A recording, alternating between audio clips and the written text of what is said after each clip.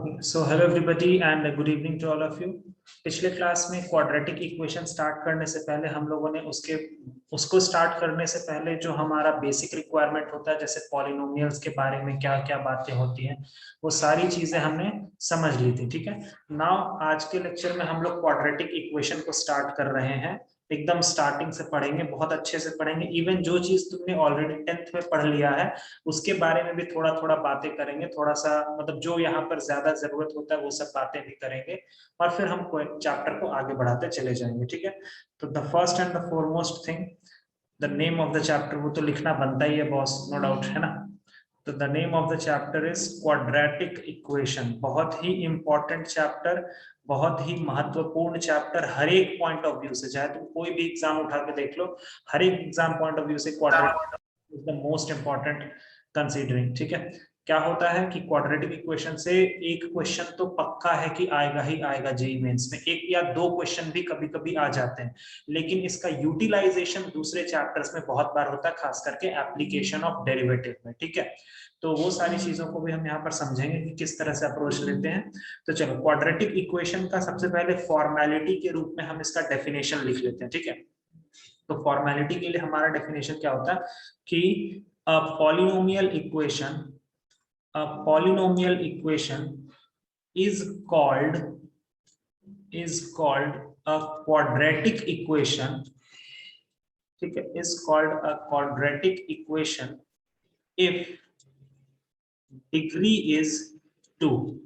ठीक है, अगर हमारा किसी भी इक्वेशन का डिग्री अगर 2 है तो उसको बोलेंगे क्वाड्रेटिक इक्वेशन। लेकिन सिर्फ इतना बोल देना ही काफी नहीं होता है। ठीक है, सिर्फ इतना बोल देने से हमारा काम पूरा नहीं हो जाता, बिकॉज ये अधूरा स्टेटमेंट है। हर जगह तुम्हें यही दिखेगा कि और एक और स्टेटमेंट होता है, एनी इक्वेशन, एक और स्टेटमेंट होता है, वो भी मैं दिखा रहा हूं, any equation of the form, इस तरह का भी तुम बहुत जगह देखे होंगे, of the form ax² plus bx plus c equals to 0, इसको बोला जाता है क्वाड्रेटिक इक्वेशन। ठीक है, दोनों ही सही है, दोनों बातें अपने अपने जगह पर सही है कि जिस भी इक्वेशन का डिग्री 2 होगा उसको क्वाड्रेटिक बोलेंगे, और या तो इस तरह का कोई इक्वेशन लिखा रहेगा तो उसको क्वाड्रेटिक बोलेंगे। एकदम सही है, कोई गलती नहीं।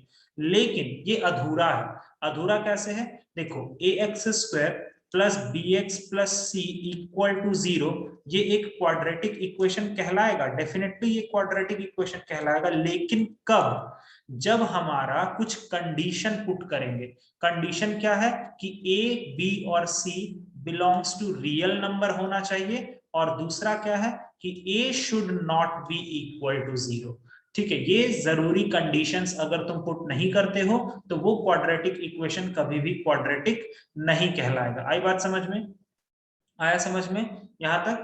तो ए बी सी हमारा रियल नंबर होना चाहिए, और a का वैल्यू मतलब x² के कोफिशिएंट का वैल्यू 0 नहीं होना चाहिए। आया क्लियर, आया बात समझ में, बोलो। ये भले ही एक छोटा सा कंडीशन लगता होगा तुम लोगों को, तुम लोगों को लगता है कि सर ये तो बहुत ही सिंपल सा कंडीशन है, ठीक है, बट ऐसा नहीं है। आगे चैप्टर्स में ना ये कंडीशंस बहुत ज्यादा कहीं कहीं पर मैटर करते हैं, बहुत ज्यादा। ठीक है, तो ये कोई छोटी बात नहीं है, ये आगे चल के पता चलेगा कि ये छोटी बात बहुत बड़ी बात हो जाती है। ठीक है, तो यहाँ पर ये हो गया।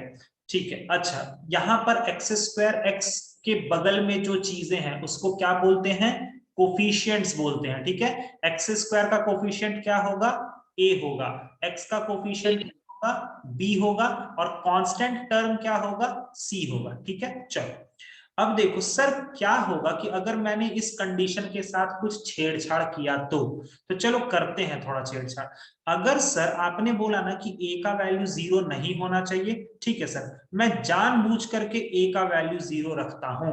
अगर मैंने a का वैल्यू 0 रखा तो ये इक्वेशन क्या दिखेगा, बताना तो जरा, ये क्या दिखेगा, ये दिखेगा bx इक्वल टू 0। मतलब ये तुम्हारा एक लीनियर इक्वेशन में कन्वर्ट हो गया ना, बोलो तो, ये तो एक लीनियर बन गया। बोलो बोलो, सही है, कोई दिक्कत नहीं। दैट इज द रीजन कि हम ए का, आपका आवाज कट रहा है सर। मेरा आवाज कट रहा है, बाकी सभी लोगों को ठीक से जा रहा है मेरा आवाज? हाँ सर, जा रहे हैं। Yes sir. हाँ सर, यस सर। मेरा वाईफाई भी सही काम कर रहा है अभी तो। हाँ चलो, तो ए का वापस से कनेक्ट करने का कोशिश करो यार, वापस से कनेक्ट करो, फिर शायद हो जाएगा सब ठीक। ओके, अगर मैंने ए का वैल्यू 0 रखा, तो अगर मैं ए का वैल्यू 0 रखता हूं तो वहां से हमें पता चला कि हमारा ये सिस्टम क्वाड्रेटिक ना होकर के क्या रह गया, लीनियर तक ही सीमित रह गया। ठीक है सर, बहुत अच्छी बात। थोड़ा और छेड़छाड़ करते हैं सर, लीनियर होगा। क्या बोलो, कोई कुछ बोल रहा है क्या? नहीं, ठीक है। अगर मैंने ए का भी वैल्यू 0 रख दिया और बी का भी वैल्यू 0 रख दिया, तो हमको क्या मिलेगा, बोलना तो जरा। तब हमको क्या मिलेगा, तब हमको मिलेगा C इक्वल्स टू 0। ठीक है, और C इक्वल्स टू 0 कोई वैसा मतलब बेकार बातें हैं ये, मतलब पॉसिबल।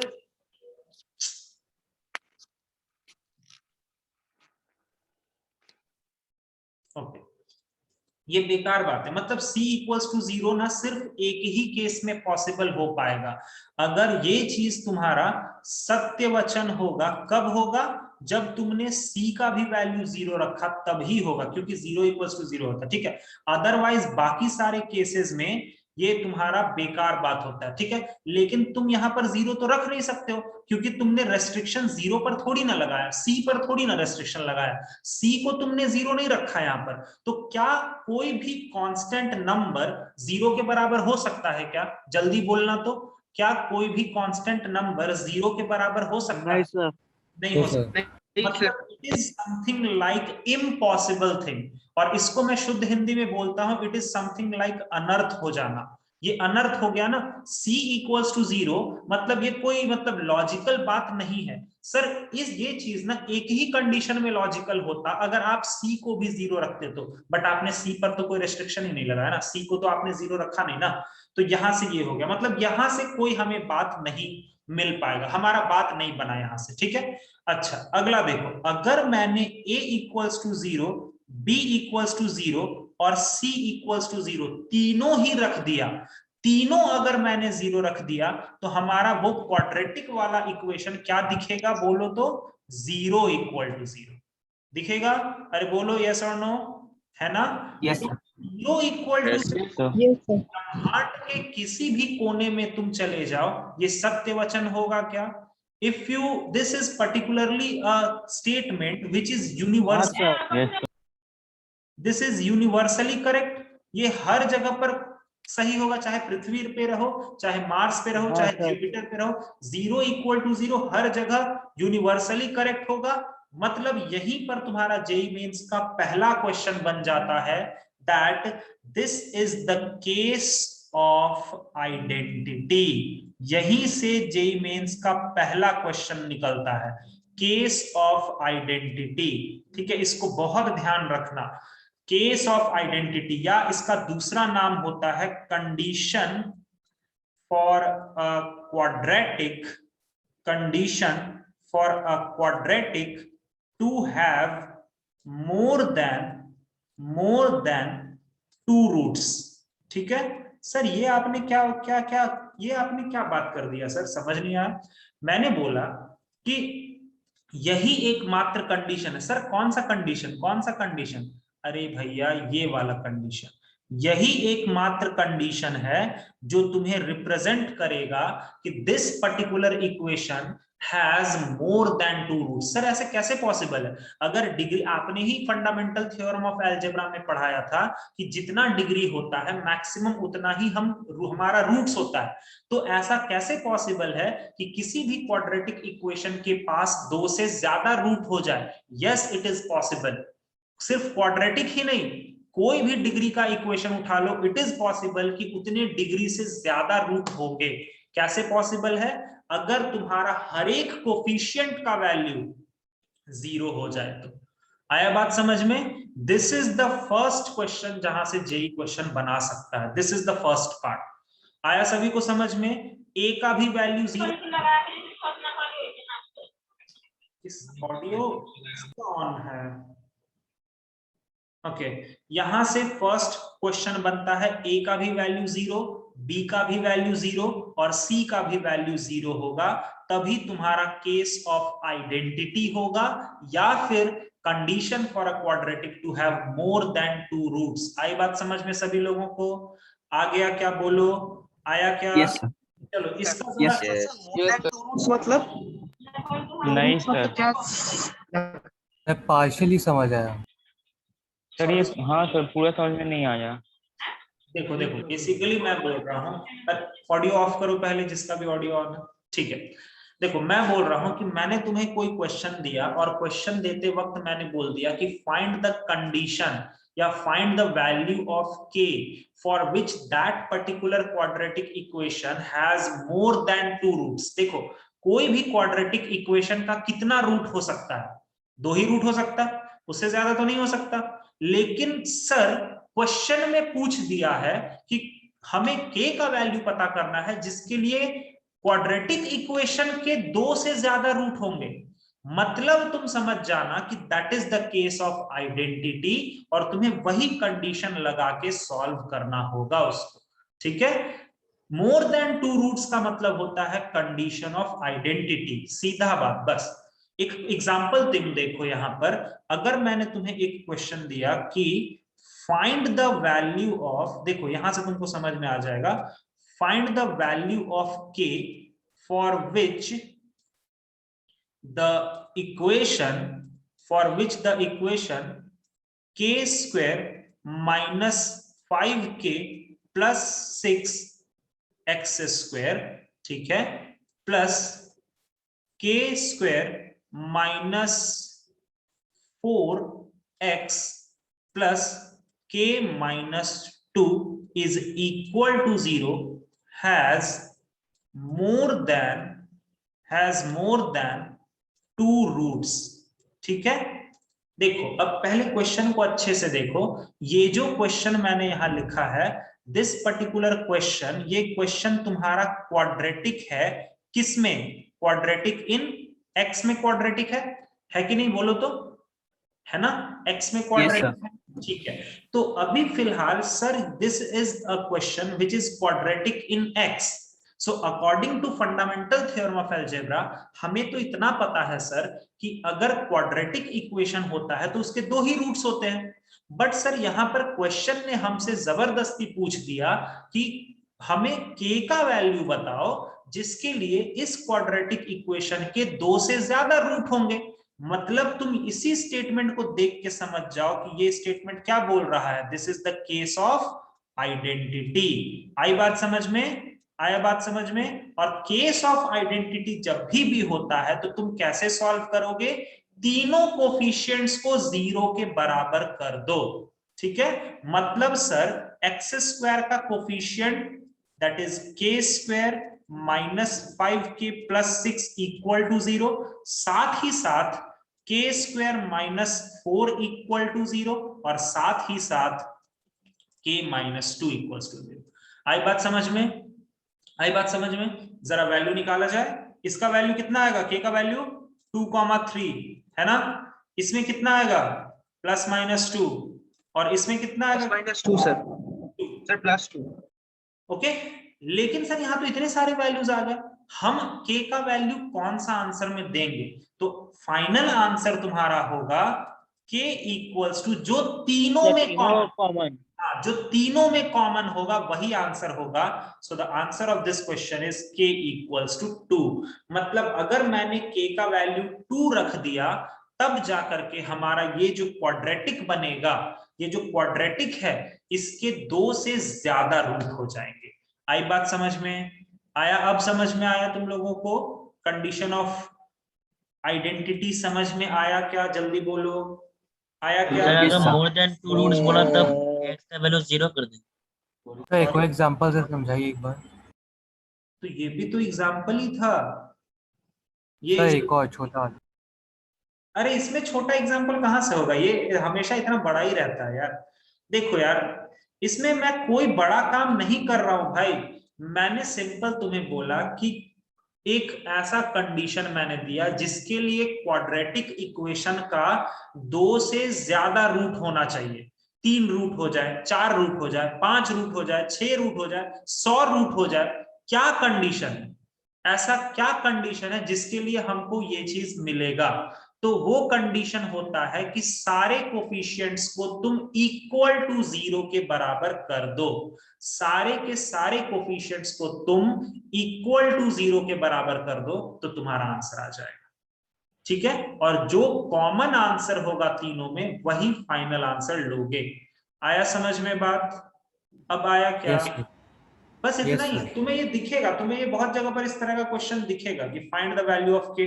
अच्छा रुको, शायद मेरे पास अगर बुक है तो मैं तुम्हें एक और क्वेश्चन भी दे देता हूँ, तुम्हें उससे थोड़ा सा अच्छा लगेगा। वो क्वेश्चन तुम लोग कर लो तो तुम्हें थोड़ा सा अच्छा लगेगा। रुको, एक है क्वेश्चन है शायद, एक और क्वेश्चन मेरे दिमाग में है, मेरी बुक में भी है शायद।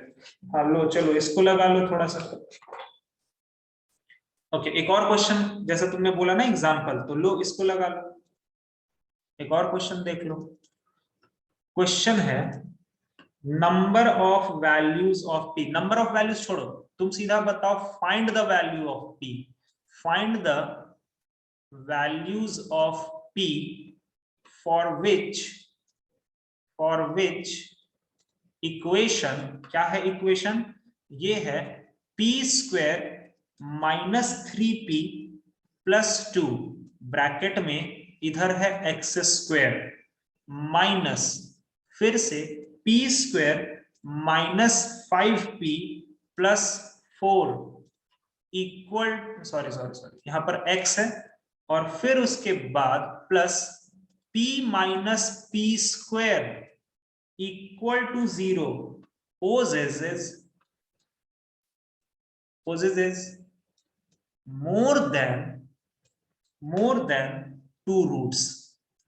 चलो बताओ। सर पी का वैल्यू 1 आ रहा है। देख लो सब लोग पी का वैल्यू 1 है। सब लोग देख लो। तो अभी हमें ये एक क्वाड्रेटिक इक्वेशन है, this is a quadratic equation, this particular equation is quadratic in x। ठीक है, और अगर ये क्वाड्रेटिक इन x है तो इसके तो 2 ही रूट होंगे। लेकिन सर क्वेश्चन में पूछा है कि क्या कंडीशन हम p का क्या वैल्यू रख दें जिसके कारण इस क्वाड्रेटिक इक्वेशन के 2 से ज्यादा रूट हो जाए। तो सर 2 से ज्यादा रूट होने का मतलब है this is the case of identity. ठीक है, और अगर ये आइडेंटिटी का केस है, तुम भूल जाओ आइडेंटिटी यार, 2 से ज्यादा रूट होना चाहिए ना। तो 2 से ज्यादा रूट होने का मतलब है कि इसको भी 0 के बराबर करेंगे, इसको भी 0 के बराबर करेंगे, और इसको भी 0 के बराबर करेंगे। ओके चलो, तो p square minus 3p plus 2 equal to 0 करोगे तो p का वैल्यू कितना आता है? 2,1। देखो तो है ना, यहां से 2 और 1 ही आएगा ना, मिडिल टर्म फैक्टराइज। अच्छा, यहां पर देखो p स्क्वायर, सेकंड वाले में 4,1। हाँ एक मिनट, इसको 0 के बराबर करो तो p का वैल्यू आएगा 4,1, ये भी ठीक है। और अगर तुम इसको सॉल्व करोगे तो p माइनस p, सर इसका सिर्फ 0,1। p को कॉमन ले लो तो 1 माइनस p इक्वल टू 0, तो p का वैल्यू 0,1 आ जाएगा। ठीक है, ज्यादा कुछ मैंने नहीं किया, मिडिल टर्म फैक्टराइज करके मैंने सॉल्व कर लिया। तीनों केसेस के लिए फाइनल आंसर क्या तुम बोलोगे?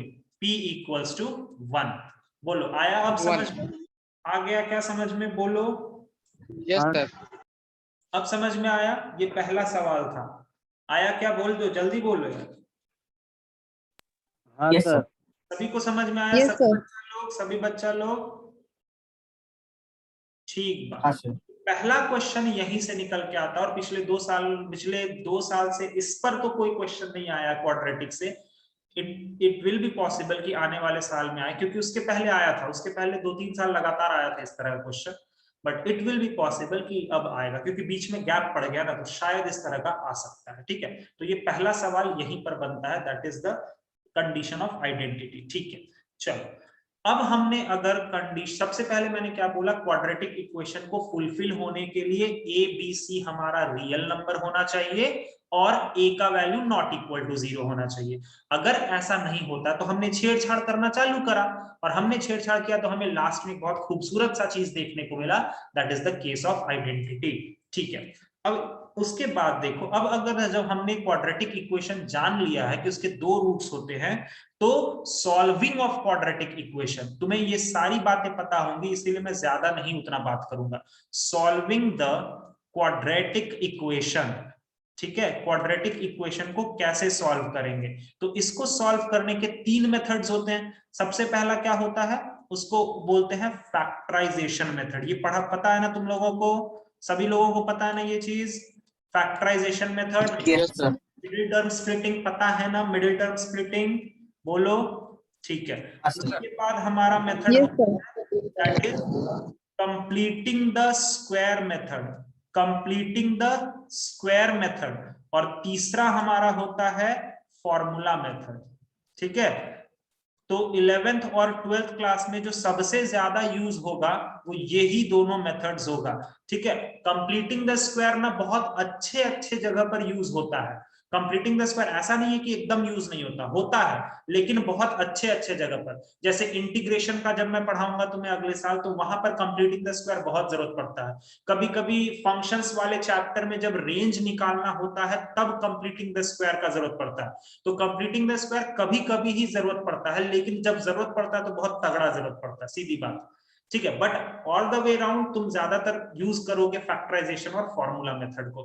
फैक्टराइजेशन का मतलब होता है मिडिल टर्म स्प्लिटिंग, और फॉर्मूला मेथड में x का वैल्यू क्या होता है, -b plus minus root over b square minus 4ac by 2a, ठीक है।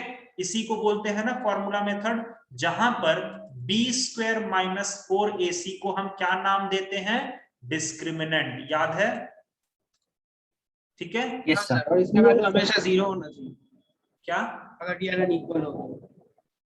क्या क्या क्या रियल एंड इक्वल रूट्स के लिए इसका वैल्यू हमेशा 0 होना चाहिए, है ना। हाँ हाँ बाबा, अभी आ रहे हैं उस पर आ रहे हैं, रुको तो, ठीक है। ये हो गया हमारा फॉर्मूला मेथड, ओके।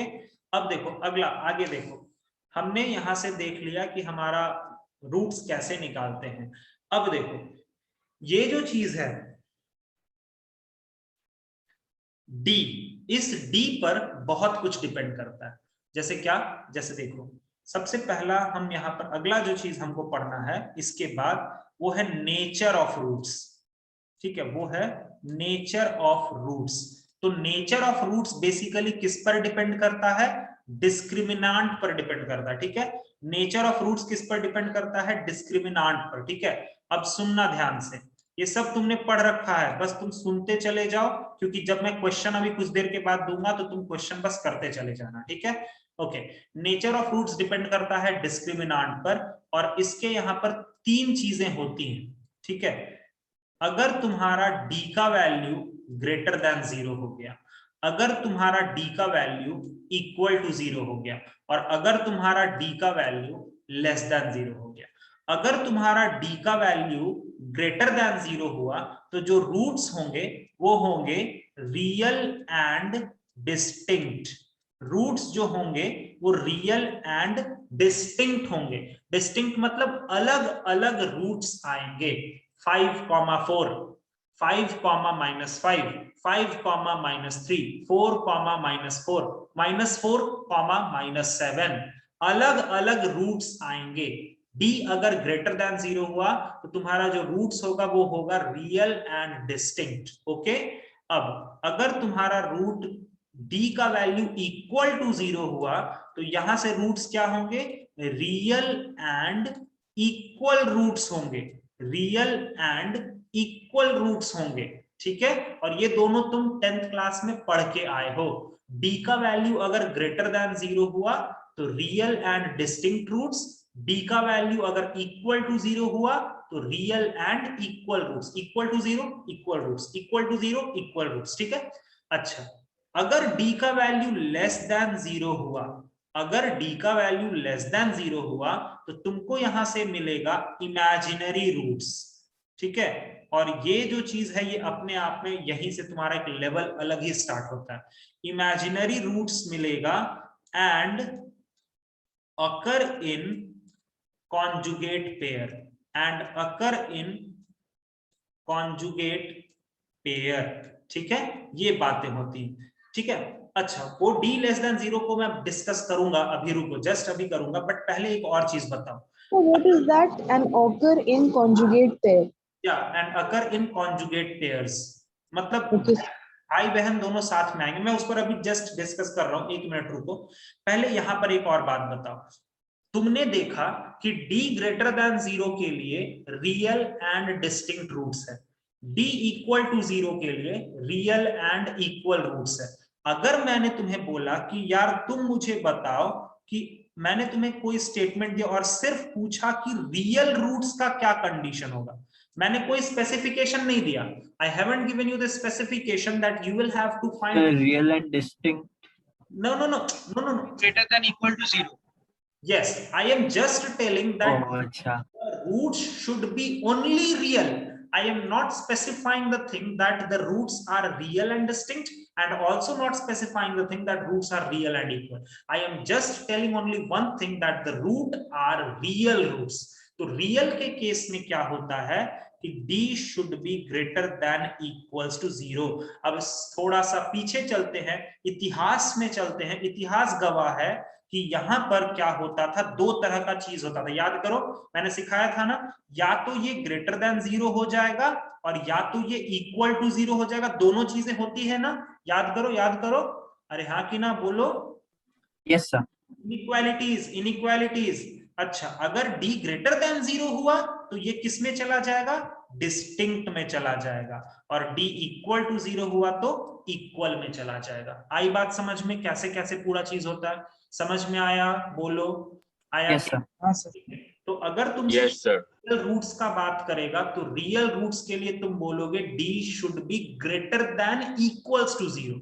अगर स्पेसिफिकेशन दे दिया है तो स्पेसिफिकेशन के अकॉर्डिंग तुम you will have to act on that thing. Okay, now what is this imaginary roots. तो थोड़ा सा अभी तो कॉम्प्लेक्स नंबर मैंने नहीं स्टार्ट करा, कॉम्प्लेक्स नंबर इसके बाद पढ़ेंगे या कुछ चैप्टर्स के बाद, इसके बाद सीक्वेंस एंड सीरीज और फिर उसके बाद कॉम्प्लेक्स नंबर पढ़ेंगे। बट थोड़ा सा मैं तुम्हें बता देता हूँ।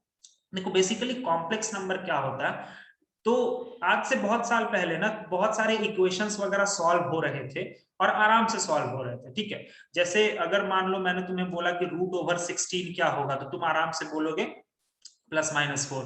√4 क्या होगा, तो तुम आराम से बोलोगे +-2, ठीक है, कोई दिक्कत नहीं, इसमें कोई परेशानी नहीं था। लेकिन पहले जमाने में सॉल्व करते करते इंसानों को एक ऐसा इक्वेशन के साथ मुकाबला करना पड़ गया, ये इक्वेशन उनके सामने आ गया, और जैसे ही इंसानों ने इसको सॉल्व करने का कोशिश किया नॉर्मल तरीके से, तो इंसान चौंक गए, उनको लगा कि ये क्या हो गया।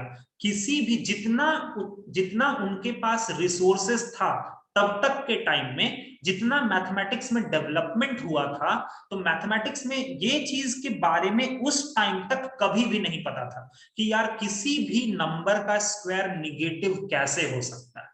सभी इंसान इसी चिंता में पड़े रह गए, रात रात भर सो नहीं रहे थे, खा नहीं रहे थे, मतलब अनशन पे आ गए कि यार किसी भी नंबर का स्क्वायर निगेटिव आखिर हुआ कैसे, इसको अब कैसे सॉल्व किया जाए।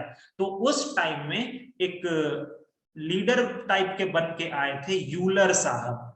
यूलर भैया आए फिर उस टाइम, और उन्होंने आकर के एक चमत्कार ही कर दिया। सिर्फ एक चीज से उन्होंने मैथ्स का पूरा टेंशन बढ़ा के रख दिया, सिर्फ एक चीज से। और वो एक चीज क्या था कि यूलर भैया का जो डिस्कवरी था, या यूलर भैया का जो कंट्रीब्यूशन हम बोल सकते हैं, वो क्या था कि उन्होंने ये √-1 को ना एक नाम दे दिया आयोटा, बस। उसके बाद हम लोग को टेंशन हो गया पूरा, और हम लोग टेंशन झेलते हैं पूरा 2 साल तक, ठीक है। कॉम्प्लेक्स नंबर सिस्टम का देन अगर किसी का है तो वो यूलर का है, और दुनिया में सबसे बड़ा नंबर सिस्टम अगर कोई है तो that is the complex number system. और जैसे ही उन्होंने √-1 का नाम दिया आयोटा, वहां से एक नया सिस्टम जनरेट हो गया, that is complex number system. तो देखो, अगर तुम्हें इसको सॉल्व करना था तो यूलर भाई साहब ने अगर वो चीज दे दिया तो अब ये सॉल्व हो जाता है। कैसे सर? x का वैल्यू तुम क्या बोलोगे, √-4 बोलोगे ना, थोड़ा ध्यान देना। इसको तुम ऐसे लिखोगे ना, -1 × 4, बोलो तो, लिखोगे कि नहीं, जल्दी बोलो। तो यहां से Yes, sir. 4 अगर, अच्छा सिंपल से एक बात बताओ, 4 अगर रूट के बाहर आएगा तो कितना देगा? 4 अगर रूट +-2 देगा, ठीक है, +-2 देगा, और अंदर में बच जाएगा √/-1, और यूलर भाई साहब के हिसाब से जो अंदर में √/-1 बचेगा उसको हम क्या लिख देंगे, आयोटा। आया बात समझ में, आया समझ में, बोलो। Yes sir. Yes sir. Actually ये है नहीं, ये फिर से मैं तुम्हें बताऊंगा, ये सारा कहानी मैं कॉम्प्लेक्स नंबर में फिर से दोहराऊंगा, बट फिलहाल अभी के लिए कुछ कुछ बातें समझ लो, छोटा मोटा चीज है, ज्यादा कुछ नहीं। एक्चुअली कॉम्प्लेक्स नंबर तो बहुत बड़ा है, बहुत बड़ा और बहुत खतरनाक चैप्टर है, बट बहुत मजा आता है उसको पढ़ने में। खैर, अच्छा, अगर मैंने तुमको बोला कि √/, तुम मुझे बताओ -25 का वैल्यू क्या होगा, तो तुम इतना लंबा प्रोसेस से मत जाना, तुम 25 का स्क्वायर रूट कितना बोलोगे, +-5, +-5 माइनस माइनस का स्क्वायर रूट क्या बोलोगे, अरे सर आयोटा। बोलो सही है, सही है, बोलो जल्दी बोलो। Yes, sir. ठीक है, तो सर कॉम्प्लेक्स, इसका स्क्वायर -1 आएगा आयोटा का। हाँ वो अभी मैं बता रहा हूँ, थोड़ा सबर, रुको जरा, सबर करो। देखो अभी यहां तक तो ठीक है, अब इसके बाद जो तुम्हें जरूरत पड़ता है वो होता है कि आयोटा का पावर 1 हमारा आयोटा होता है, आयोटा का स्क्वायर क्या होता है, वो होता है -1। ठीक है, और तो वैसे नहीं अभी फिलहाल जरूरत पड़ेगा, बट फिर भी लिख लो, आयोटा का क्यूब होता है -आयोटा, और आयोटा का पावर 4 होता है 1। बस इतना सा से तुम्हारा काम हो जाएगा, ठीक है, बाकी टेंशन मत लो इसमें, ठीक है, इतना में तुम्हारा काम हो जाएगा। एक और बात यहां पर सीख लो, कोई भी कॉम्प्लेक्स नंबर जो होता है या कोई भी इमेजिनरी नंबर, कॉम्प्लेक्स नंबर को ही इमेजिनरी बोलते हैं, तो कोई भी इमेजिनरी नंबर जो होता है वो बेसिकली इस फॉर्म में होता है, a+i/b, ठीक है, a+i/b, जहां पर a वाला पार्ट को बोलते हैं रियल पार्ट और b वाले पार्ट को बोलते हैं इमेजिनरी पार्ट। ऐसे मत याद रखो, तुम ऐसे दिमाग में रखो कि जिसके साथ आयोटा लगा हुआ है उसको इमेजिनरी पार्ट, आई से आयोटा, आई से इमेजिनरी, और जिसके साथ आयोटा नहीं लगा हुआ है उसको रियल पार्ट बोलेंगे। आया बात समझ में? तो कॉम्प्लेक्स नंबर का कॉन्जुगेट का यहां पर बेसिकली बात हो रहा था, ठीक है, तो ध्यान देना, कॉन्जुगेट का मतलब होता है कि अगर कोई कॉम्प्लेक्स नंबर है a+i/b, तो उसका कॉन्जुगेट क्या होगा, a-i/b, ठीक है। ध्यान देने वाली बात यह है कि कॉन्जुगेट में सिर्फ इमेजिनरी पार्ट का सिंबल बदलता है। जो जो बातें हैं ना, कुछ कुछ बात अगर मैं यहां नहीं लिख पाता हूं तो तुम लोग आदत डाल लो, मैथमेटिक्स में मेरे सब्जेक्ट में तुम्हें लाल रेखा के ऊपर कुछ बातें शुद्ध हिंदी में लिख डालो, कोई टेंशन नहीं है, एकदम शुद्ध हिंदी में, ठीक है। कोई जैसे व्हाट्सएप पे कैसे मैसेज करते हो, खटाखट एकदम लिख डालो, अपना जो कन्वीनियंट लैंग्वेज है, you will have to write it above that red margin, okay, तब बहुत सही रहेगा। अगर तुम्हारा कोई कॉपी थोड़ी देर के लिए देखेगा ना तो तुम्हें पागल समझेगा कि यार ये कैसा टीचर है जो इस तरह से कर रहा है, लेकिन देखना एक हफ्ते के बाद उसके कॉपी में जा करके वो भी इंसान वही करेगा जो तुमने किया होगा, डेफिनेटली। और ये मैंने लाइव देखा है अपने अपने करियर में, ठीक है, तो वो होता है। तुम अगर अपने कॉपी को पूरा अच्छे से लिखोगे ना, भले बेवकूफ टाइप लिखो, दूसरा वाला कॉपी जरूर करेगा तुम्हारा आदत को, कुछ यूनिक रहना चाहिए तो जरूर कॉपी करेगा तुम, ठीक है। सर एक बार आयोटा ब्रीफ में समझा देंगे, कौन सा? Iota sir. बेसिकली मैंने बोला कि देखो अभी तुम ज्यादा उतना टेंशन मत लो, आयोटा का वैल्यू बस देखो, आयोटा का वैल्यू है √/-1, ठीक है, और अगर तुमको √/-1 है तो तुम सारे का सारा माइनस वाला रूट को पता कर सकते हो। मान लो मैंने तुम्हें बोला √/-36, तो बताओ, सबसे पहले मुझे ये बताओ कि 36 का स्क्वायर रूट बाहर आएगा तो क्या मिलेगा? 6 होगा सर, +-6i। +-6 होगा, ठीक है। 36 अगर Yes, sir. बाहर आएगा तो +-6 मिलेगा, लेकिन अभी भी अंदर में रूट के अंदर -1 तो बचा हुआ है ना, तो -1 हमको, √/-1 क्या होता है यूलर भाई साहब के हिसाब से? आयोटा। बोलो आ गया क्या, आया क्या समझ में?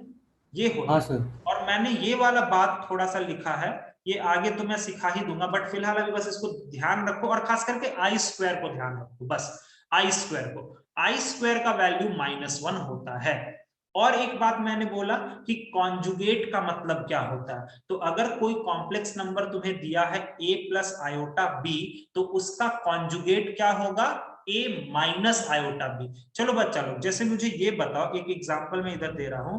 और हाँ, कॉन्जुगेट में हमेशा इमेजिनरी पार्ट का सिंबल बदलता है, कॉन्जुगेट में इमेजिनरी पार्ट का सिंबल बदलता है, कॉन्जुगेट में इमेजिनरी पार्ट का सिंबल बदलता है। चलो अब देखते हैं। अगर मैंने तुम्हें एक मैंने बोला कि कोई एक क्वाड्रेटिक इक्वेशन है जिसका डिस्क्रिमिनेंट लेस देन 0 है, तो उसका एक रूट अगर है 2 प्लस 4 आयोटा, तो अपने आप दूसरा रूट क्या हो जाएगा, बोलो।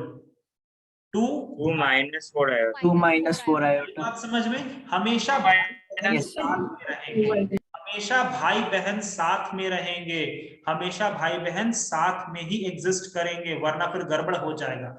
अगर मैंने बोला -2 प्लस 3 आयोटा, तो बताओ इसके साथ इसकी बहन क्या होगी, बोलो। Minus Minus 2 minus minus 3 iota. Yes, गलती से भी कोई और सिंबल चेंज मत करना, सिर्फ इमेजिनरी पार्ट का सिंबल चेंज होगा। आई बात समझ में, आई बात Yes, समझ yes, में। sir. वापस से Yes, कनेक्ट करना, वापस से कनेक्ट करना, मीटिंग एंड हो जाएगा। वापस से कनेक्ट करो, वापस से कनेक्ट करो,